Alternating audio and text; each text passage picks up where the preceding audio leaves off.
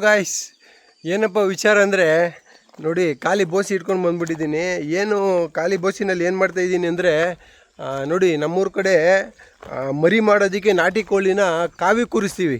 ಆ ಪ್ರೋಸೆಸ್ಸು ಯಾವ ಥರ ಕೂರಿಸ್ತೀವಿ ಅಂದ್ಬಿಟ್ಟು ನಾನು ನಿಮಗೆ ಈ ವಿಡಿಯೋದಲ್ಲಿ ಹೇಳ್ತೀನಿ. ಬನ್ನಿ ನೋಡಿ. ಫಸ್ಟು ಈ ಥರ ಬಾಂಡ್ಲಿಗಳಿರ್ತವೆ, ಇಲ್ಲ ಮಂಗ್ರಿಗಳಿರ್ತವೆ, ಹಳೆ ಮಂಗ್ರಿಗಳು, ಇಲ್ಲಾಂದ್ರೆ ಯೂಸ್ ಮಾಡದೇ ಇರೋ ಬೋಸಿಗಳಿರ್ತವೆ. ಈ ಥರ ಬೋಸಿಗಳನ್ನ ತಗೊಂಡು ಫಸ್ಟು ಇದಕ್ಕೆ ಕೋಳಿ ಕಾವು ಕೊಡುತ್ತಲ್ವ, ಆ ಕೋಳಿ ಕಾವು ಕೊಡೋ ಕಾವು ಆ ಕಡೆಗೆ ಈ ಕಡೆಗೆ ಎಲ್ಲೂ ಹೋಗ್ಬಾರ್ದು, ಕರೆಕ್ಟಾಗಿ ಮೊಟ್ಟೆಗೆ ಸಿಗೋ ಥರ ಇದರೊಳಗಡೆಗೆ ಏನಾದರೂ ತುಂಬಬೇಕು. ಲೈಕ್ ಹುಲ್ಲಾಗಲಿ, ಇಲ್ಲಾಂದರೆ ನಾವು ಮುಂಚೆ ಎಲ್ಲ ಬೂದಿ ಕೂರ್ಸೋವು. ಬೂದಿನಲ್ಲಿ ಅದರಲ್ಲಿ ಒಳ್ಳೆ ಸಖತ್ತಾಗಿ ಮರಿ ಮಾಡೋದು.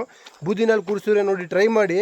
100% ಮುಂಚೆ ಎಲ್ಲ ಬೂದಿನಲ್ಲೇ ಕೋಳಿಗಳನ್ನ ಕಾವಿ ಕೂರಿಸಿತ್ತು.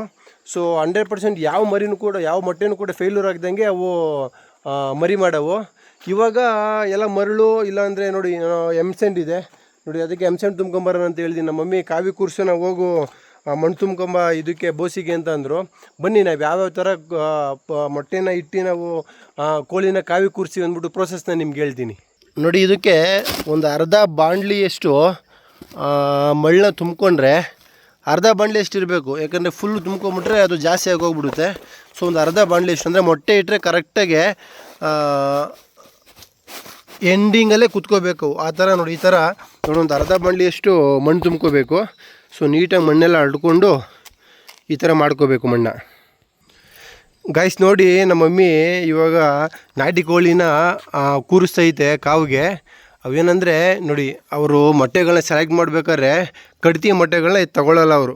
ಈ ಥರ ದಪ್ಪ ಮೊಟ್ಟೆಗಳನ್ನೇ ತಗೋತಾರೆ. ಯಾಕಂದರೆ ಸಣ್ಣ ಮೊಟ್ಟೆಗಳು ಇದು ಮಾಡೋದಿಲ್ಲ, ಮರಿ ಮಾಡೋದಿಲ್ಲ. ಸೊ ಅದಕ್ಕೇನೆ ದೊಡ್ಡ ಕೋಳಿ ಮೊಟ್ಟೆಗಳನ್ನೇ ತಗೊಳ್ಳೋದು. ಸೊ ನೋಡಿ, ಆ ಥರ ಪ್ರೋಸೆಸ್ ಮಾಡಿಬಿಟ್ಟು ಅದನ್ನು ಅದರೊಳಗಡೆಗೆ ಕೂರಿಸ್ತಾರೆ. ನಮ್ಮ ಮಮ್ಮಿ ಕೂರಿಸ್ತವ್ರೆ ನೋಡಿ.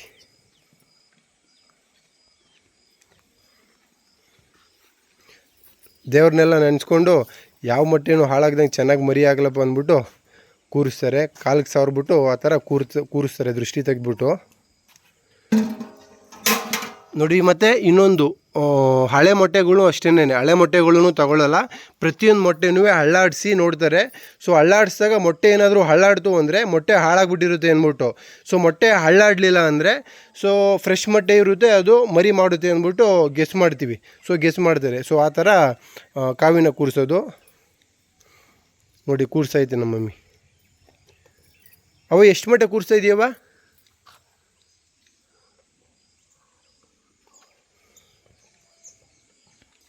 ಎಷ್ಟವ? 15 ಮೊಟ್ಟೆ ಅವ? ಸರಿ, ನಾವು ಆಯಿತು ನೋಡಿ. ಇದೇ ಕೋಳಿ ಕಾವಿ ಕೂತಿರೋದು ಮೊಟ್ಟೆ ಇಟ್ಟು. ಸೊ ಇವಾಗ ಈ ಕೋಳಿನ ನಿವುಳಿಸ್ಬಿಟ್ಟು ಅದಕ್ಕೆ ದೃಷ್ಟಿ ತೆಗೆದ್ಬಿಟ್ಟು ಇವಾಗ ಅದರೊಳಗಡೆಗೆ ಕೂರಿಸ್ತಾರೆ ನೋಡಿ. ಇವಾಗ ಅದೆಲ್ಲ ಅಕ್ವೇರ್ ಮಾಡ್ಕೊಡುತ್ತೆ ತನ್ನ ಮೊಟ್ಟೆ ಅಂದ್ಬಿಟ್ಟು. ಎಲ್ಲ ಒಂದೊಂದು ಮೊಟ್ಟೆನೂ ಒಳಗಡೆಗೆ ಎಳ್ಕೊಳ್ಳುತ್ತೆ. ಇವಾಗ ನೋಡಿ, ಬೇರೆ ಕೋಳಿಗಳ ಥರ ನಮ್ಮ ನಾಟಿ ಕೋಳಿಗಳನ್ನ ಕೂಡಾಕೋ ಅವಶ್ಯಕತೆ ಇಲ್ಲ. ಅದನ್ನ ಆ್ಯಕ್ಚುಲಿ ಬೇರೆ ಕೋಳಿಗಳನ್ನೆಲ್ಲ ಕಾವು ಕೂರಿಸ್ಬೇಕಾದ್ರೆ ಏನು ಮಾಡ್ತಾರೆ, ಎಲ್ಲ ಒಂದು ಕೋಳಿನ ಹಿಂಗೆ ಕಾವಿ ಕೂರಿಸ್ಬಿಟ್ಟು ಅದ್ರ ಮೇಲೆ ಏನಾದರೂ ಮುಚ್ತಾರೆ. ಸೊ ನೋಡಿ, ನಮ್ಮ ನಾಟಿ ಕೋಳಿ ಆ ಥರ ಇಲ್ಲ. ನಮ್ಮ ನಾಟಿ ಕೋಳಿಗಳು ಅವತ್ರದ್ದು ಏನೈತೆ ಮೊಟ್ಟೆಗಳಲ್ಲಿ ಇಟ್ಟರೆ ನೋಡಿ, ನೀಟಾಗಿ ಎಲ್ಲನೂ ಎಳ್ಕೊತಾ ಇದೆ ನೋಡಿ ತನ್ನ ಮೊಟ್ಟೆಗಳನ್ನ.